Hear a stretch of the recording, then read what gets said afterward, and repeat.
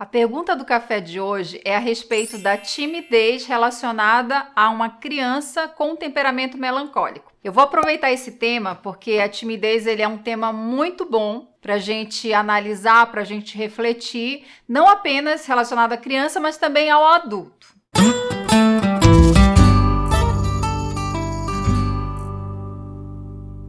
O que é a timidez? Se a gente for parar para analisar na perspectiva do adulto, isso daí é bem importante a gente ter claro. A timidez, ela nada mais é do que uma proteção do nosso ego, um receio do julgamento, da crítica, uma preocupação excessiva com o que o outro vai pensar. A timidez, basicamente isso, ela protege o ego de uma exposição. Isso quando a gente pensa em relação ao adulto é mais fácil de entender. Mas por que é importante também ter esse olhar primeiramente relacionado à criança? E por que a criança melancólica, né? O melancólico, ele é mais introspectivo, então ele é mais sensível nas emoções. Se for parar para analisar, de sentir essa crítica, todos sentem, independente do temperamento, só que o melancólico, ele tende a sentir um pouco mais. Por quê? Porque ele vai tender a olhar para o que ele pode ter feito, se examinar, se criticar, se julgar, não se achar suficientemente bom. Em relação à criança, quem é adulto, é muito importante, se você tem uma criança e você identifica que ela tem um perfil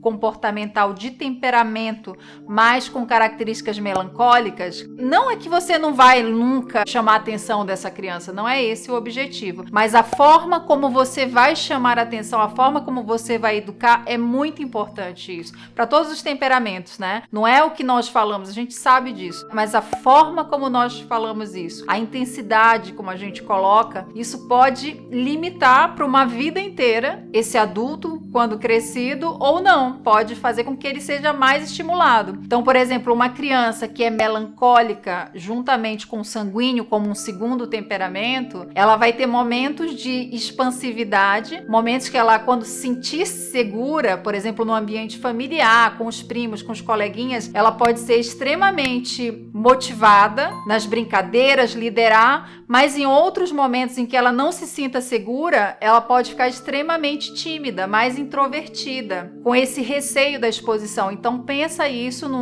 por exemplo, num ambiente de escola. Uma professora ou um professor, se ele consegue estimular essas características de motivar essa criança à exposição no sentido positivo, de que ela deve sim se expor e não ter medo de ser criticada, pensa o quanto de potencial que essa criança pode desenvolver. Agora, o contrário disso, quando não é bem conduzido, então, ser muito duramente criticada, é uma criança que ela pode ficar com um bloqueio para sempre. Então, assim, qualidades, potencialidades que ela poderia vir a se tornar, a se desenvolver, a expressar, ela pode pura e simplesmente cortar e não querer mais. Isso pode ser colocado, por exemplo, na prática de uma atividade física, esportiva, no aprendizado de um instrumento musical. Então, quem é responsável, tanto pais quanto professores, pessoas que cuidam, no caso dessas crianças, é muito importante, independente do temperamento, né? A gente saber como conduzir, como estimular, como olhar. E se a gente tem esse entendimento em relação a essas características dos temperamentos, melhor ainda, mais preparado ainda,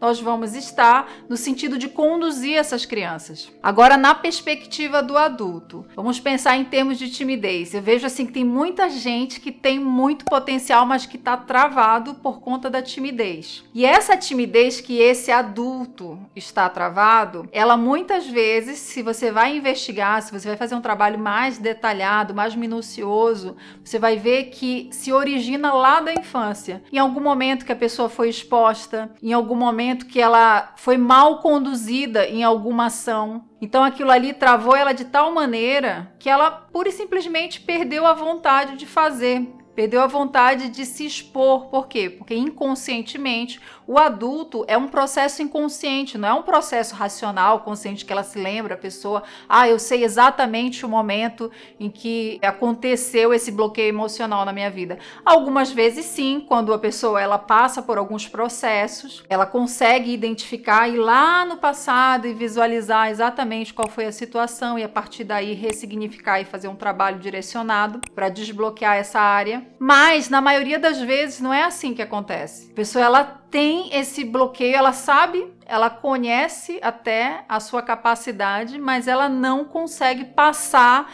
daquela barreira, daquele limite que faz com que ela não esteja nem aí. Quando eu falo não estar nem aí, não é no sentido de não se importar, mas de não se travar, de não se limitar pela opinião do outro, no sentido de deixar de ser quem ela é, de expor esse potencial que ela tem em função de uma possibilidade de crítica, de uma possibilidade de não ser validada, de não ser reconhecida, de não ser amada. Então, esse é um dos principais motivos que faz com que uma pessoa ela tenha problema com timidez. O que eu vejo também que tem acontecido bastante hoje? Como tem se falado muito em timidez, isso eu acho ótimo, que quanto mais se discute a respeito da timidez, mais reflexões nós temos condições de fazer em relação a isso, independente do temperamento, porque cada temperamento vai ter uma perspectiva diferente, vai trabalhar, vai reagir, vai ter ações diferentes a partir da timidez. Então, por exemplo, no caso do melancólico, como eu falei, tem essa coisa relacionada talvez a algum trauma do passado, ou então ele fica tímido de fazer algo e não ser aceito. Quem é o colérico, por exemplo, que tem um temperamento colérico, é extremamente crítico. Uma das características do temperamento colérico é essa crítica.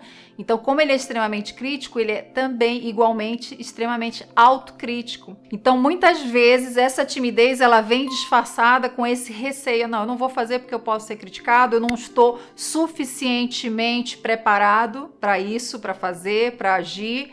Então, muitas vezes, ele vai perdendo tempo, tanto o melancólico quanto o colérico. O sanguíneo, nesse contexto de timidez, é o menos tímido. Se a gente for pensar isso, e já consegue ver desde criança. A criança que é sanguínea é a mais expansiva, é a que mais fala, mas como eu dei o exemplo no início, que às vezes esse sanguíneo tá junto com o melancólico, tá junto com o colérico, e a gente pode, sem querer, ir podar. Então, se você como adulto se vê como sanguíneo, provavelmente você não tem problema de timidez, porque o sanguíneo realmente não faz parte da natureza dele ser tímido. E o fleumático é na dele, não se afeta tanto por esses julgamentos externos ou por essa necessidade de validação.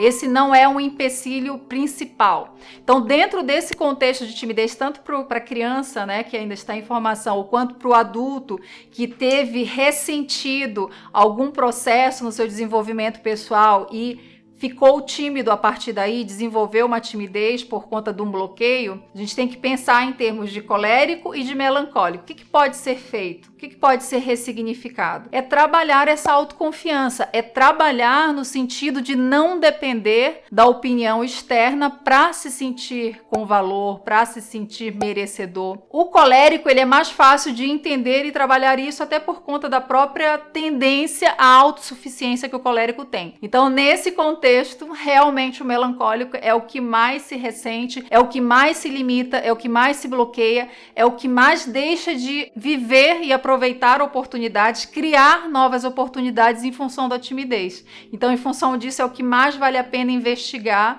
e trabalhar e desbloquear essa área da sua vida.